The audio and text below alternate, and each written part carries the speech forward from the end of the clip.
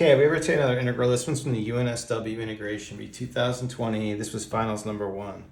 We have the integral of x times the cube root of x times the fifth root of x times the seventh root of x on to infinity over the square root of x times the fourth root of x times the sixth root of x to infinity dx. Okay, to get started with this, there is some good news. Everything has a base of x, so we actually can just multiply everything out and kind of combine exponents. Now, of course, the trouble is it's infinite, so I'm not sure how that's going to work out, but let's just see if we can combine things. So, let's rewrite the numerator as x times x to the 1/3 times x to the 1/5, and that's going on forever, right? And then here in the denominator, let's look at it as x to the 1/2, x to the 1/4, and this is going on forever as well.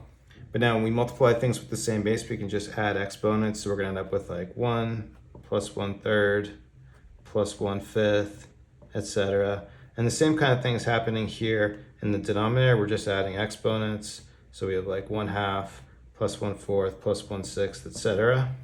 But then when we divide things with the same base, we just need to subtract all of these exponents off. So when we rewrite it like that, we're going to have, and what I'm going to do is start interchanging them. I'm going to write this as x to the 1 minus 1/2 because we're dividing this one. Then we'll add this 1/3, and then we'll subtract 1/4, and then we'll add 1/5. And this will keep going to infinity. But when we look at it this way, when we look at this huge giant exponent here, what's happening? This whole thing here, this is actually the alternating harmonic series.